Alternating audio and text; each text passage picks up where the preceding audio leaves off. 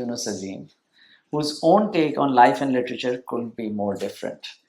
If Marok seeks to erase the difference between the two domains, life and literature, Younis is not bothered. Which is how I remember Younis for the first time we met. In my Kafka class, um, at first glance, he didn't look the type for a serious literature seminar, a bit casual, not too concerned, and if called upon to speak, spoke like Kafka was not a literary writer, but one of his boys.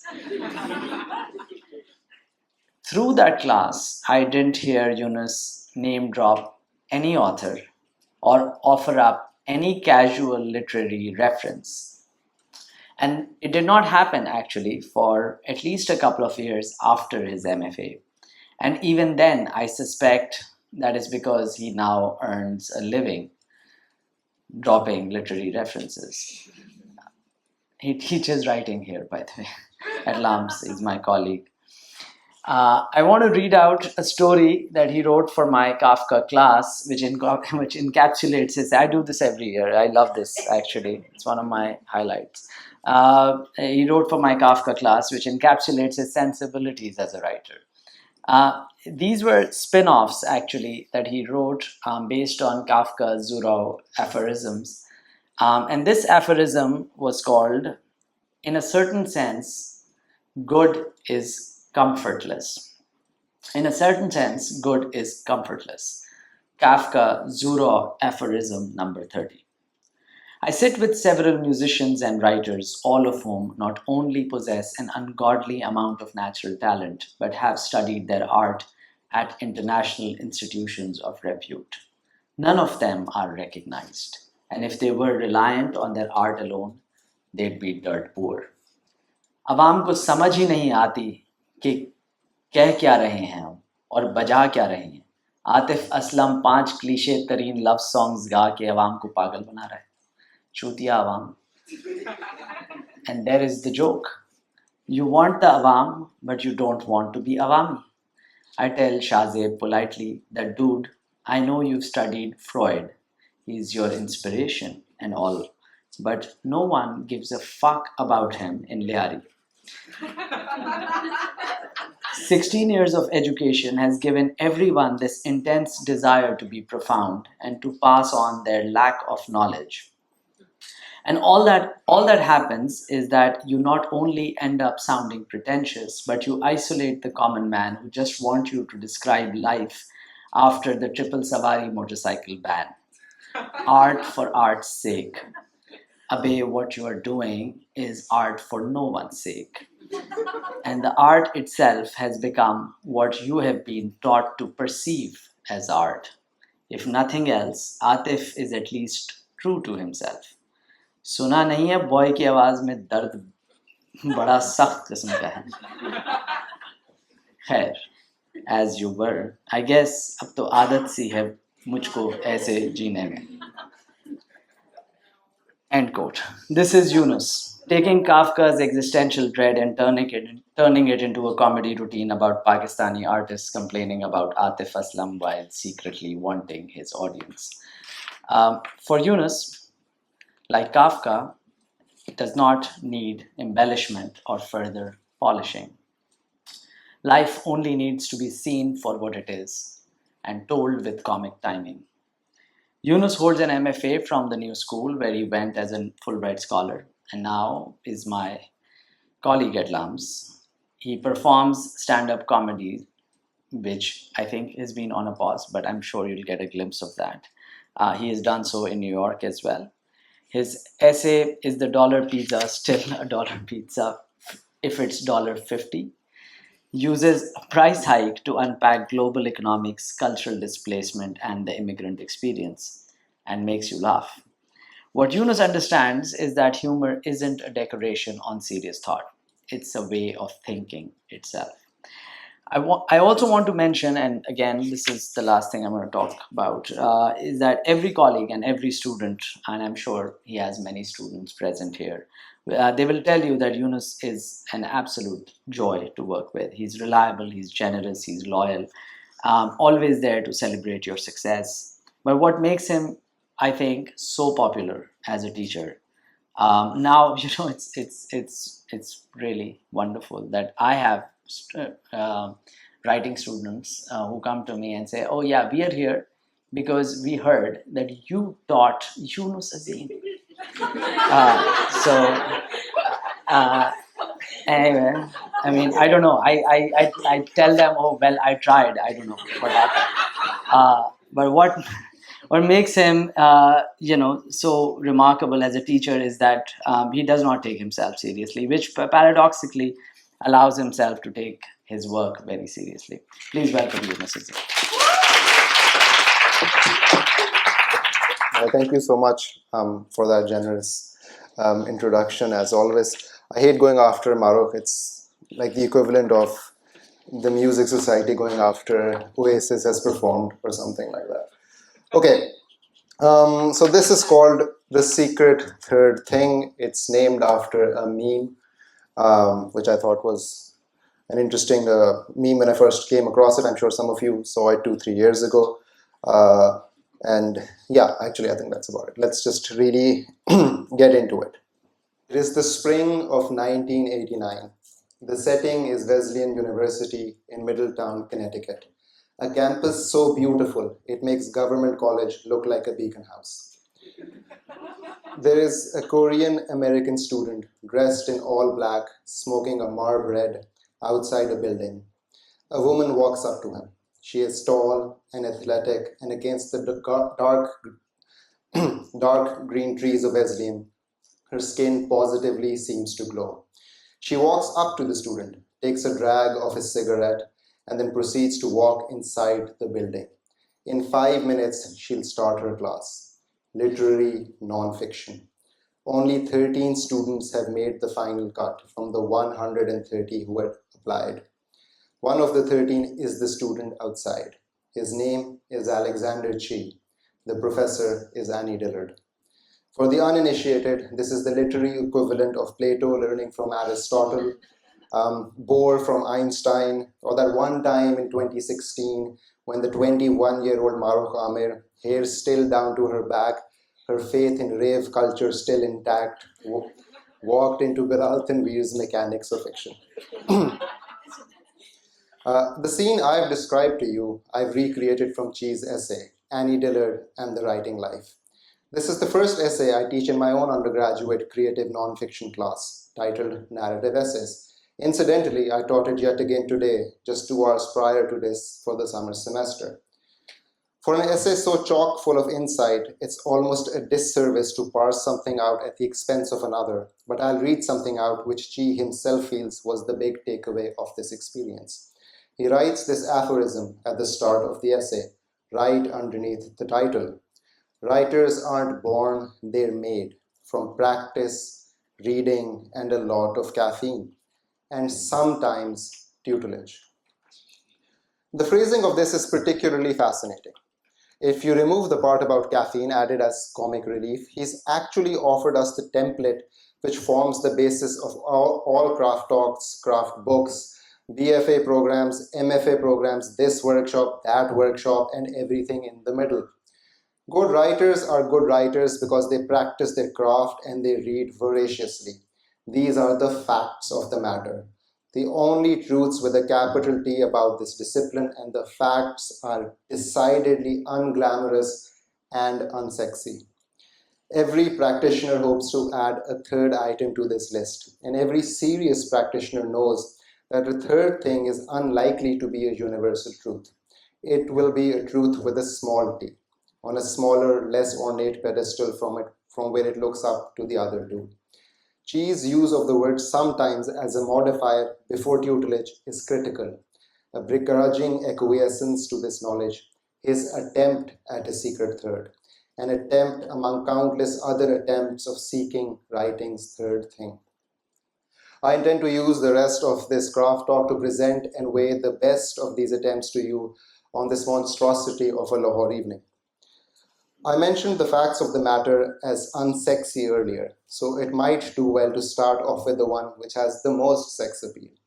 The advice that had a chokehold, especially in the 60s and 70s, championed by the Beats, and which continues to live large among young people with manuscripts in their minds and pain in their hearts.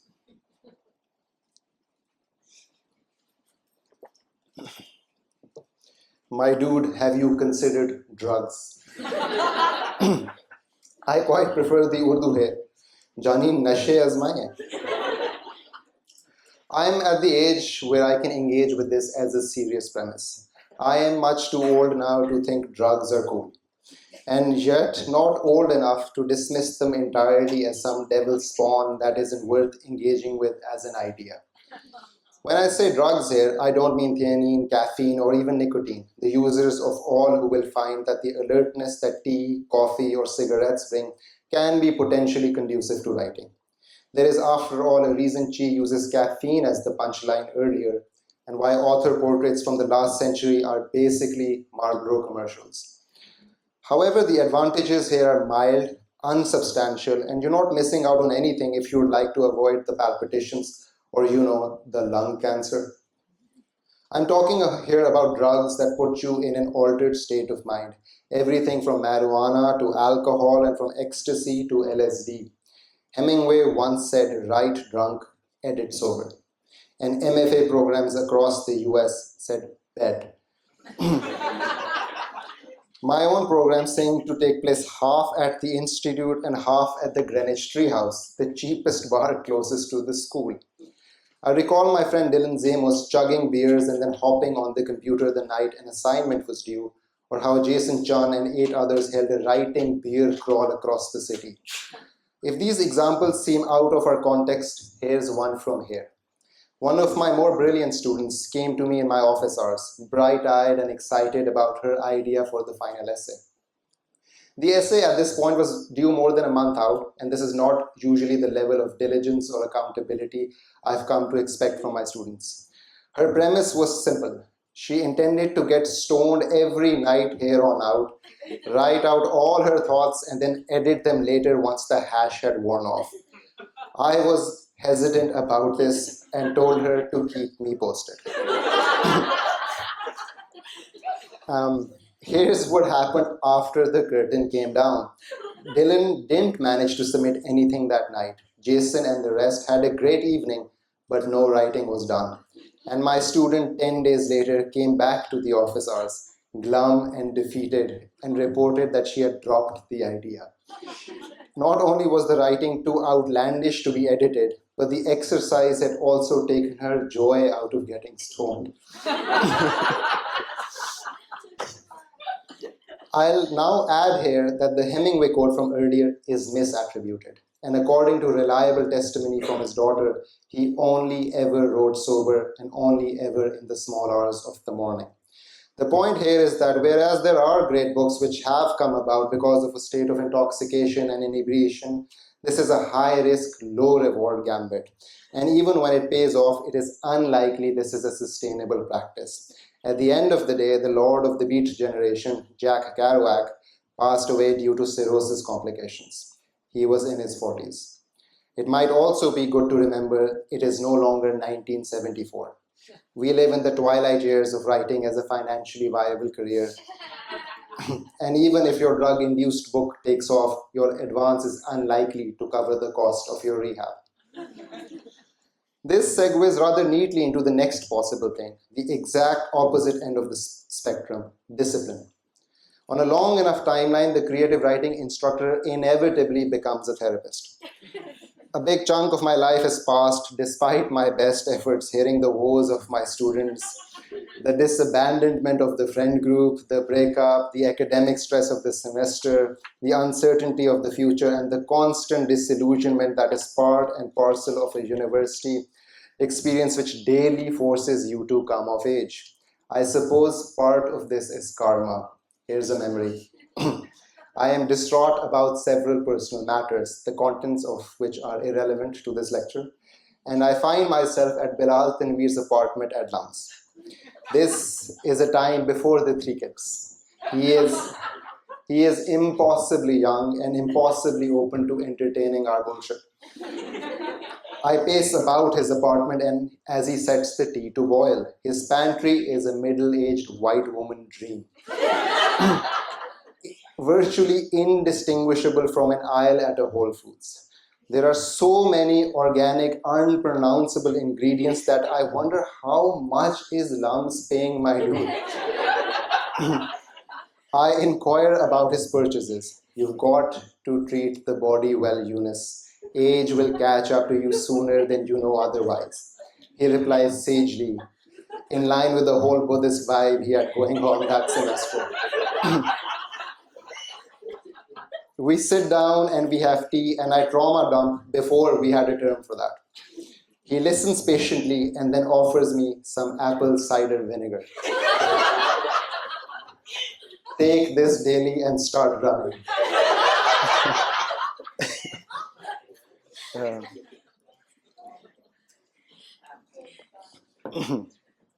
I find myself outside the apartment soon and a little phased at the way the afternoon had unfolded.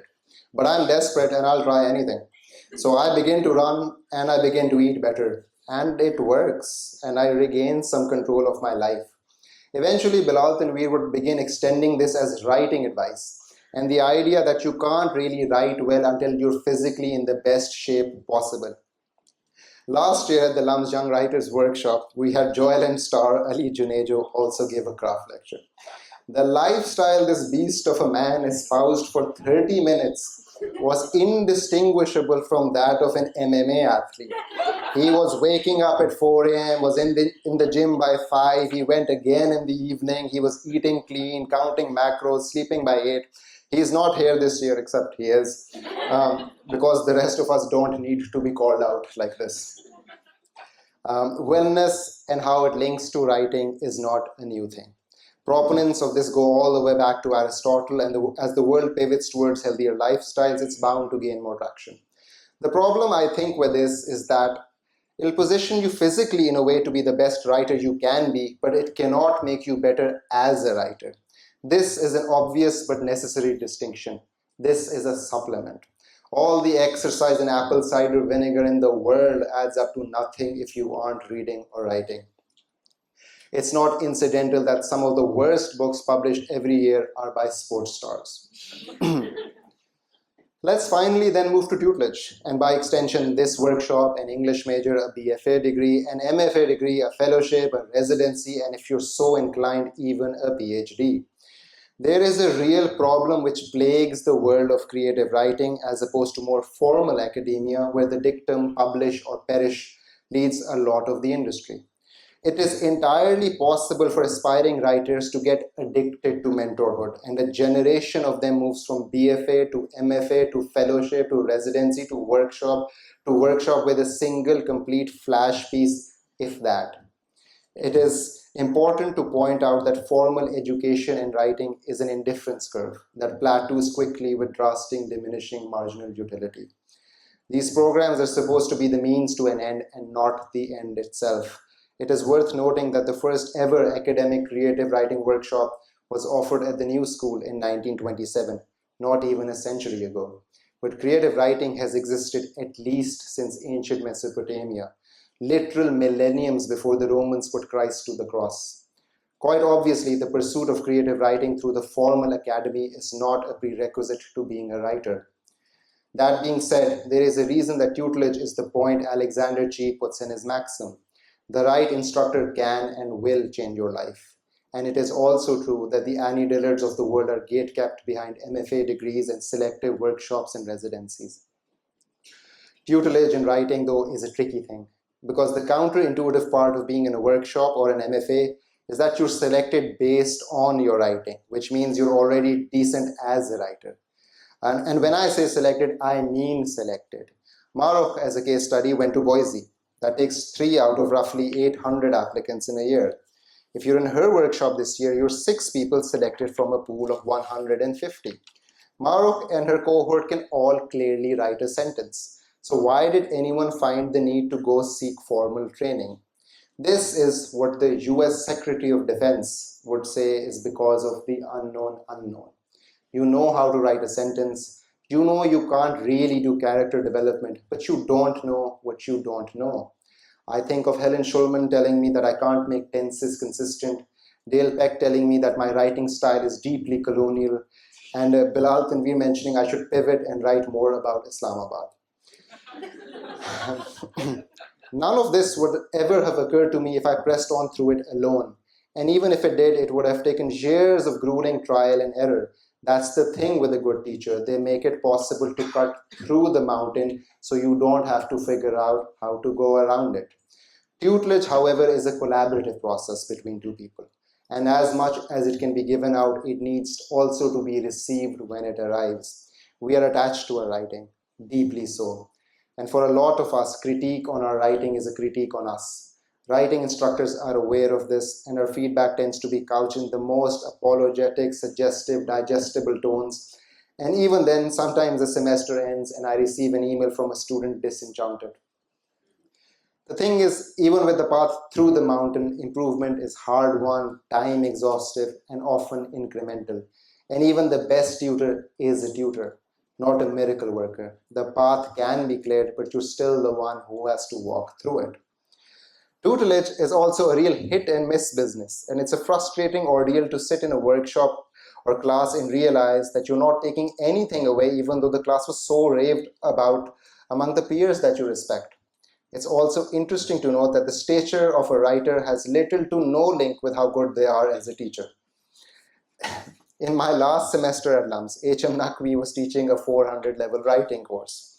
I wasn't in his class, but really wanted to pick his brain about this whole writing occupation. One night, close to midnight, I saw him sitting alone on a table at the Khoka and promptly propped down next to him. I introduced myself and asked for advice.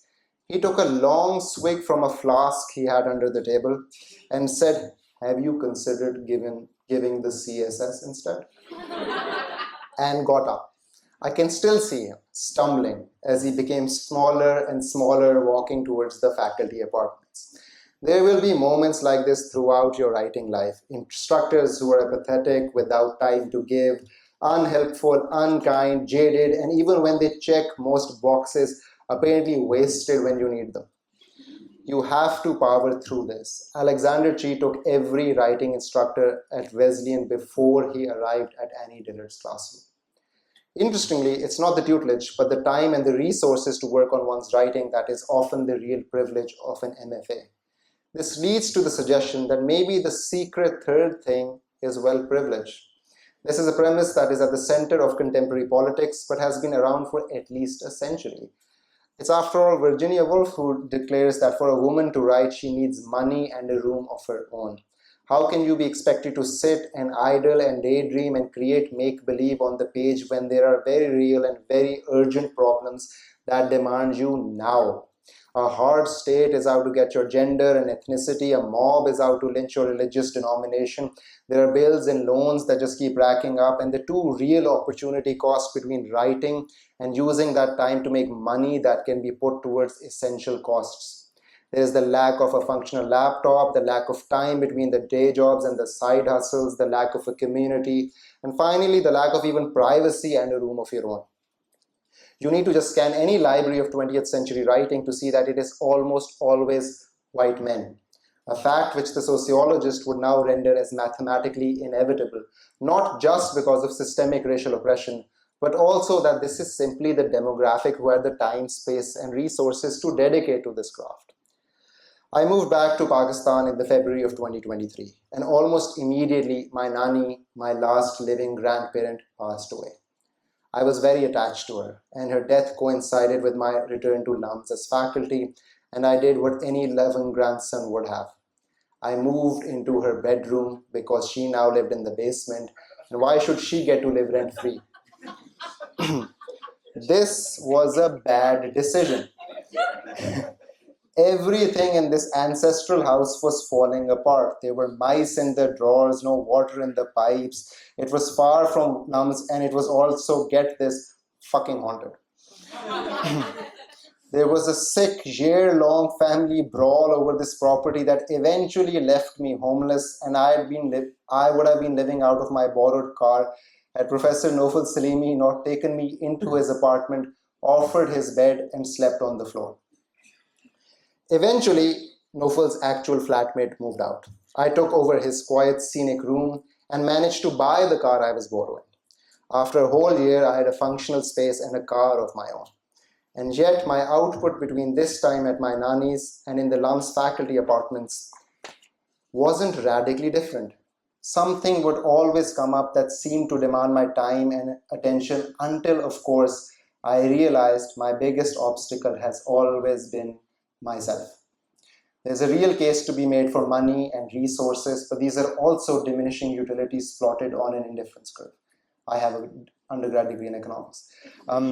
The point is that if you have a roof over your head and some steady income and health, I hate to tell you this, but my dude, your problem is you.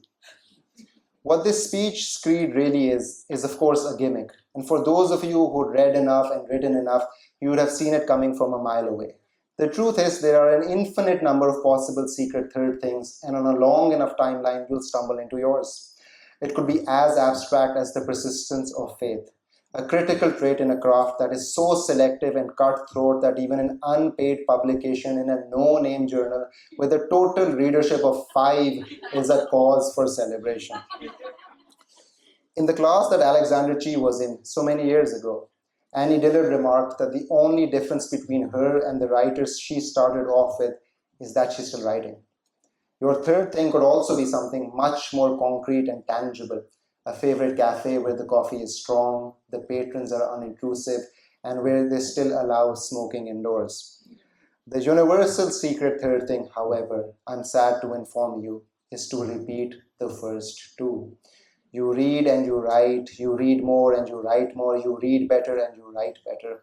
And you continue to do this day in and day out, week upon week, semester upon semester, year upon year. And as you read and you write, you hope that the door will fling open at any moment and Annie Dillard will walk in, skin still glowing like it did in 1989, and ask you, yes, you, with the smoke curling from your mouth and the table groaning under novels and notebooks and coffee mugs and filled ashtrays, that, hey, could I have a drag of your cigarette? But if she doesn't show up and the door remains closed, I want you to know that you'll be okay.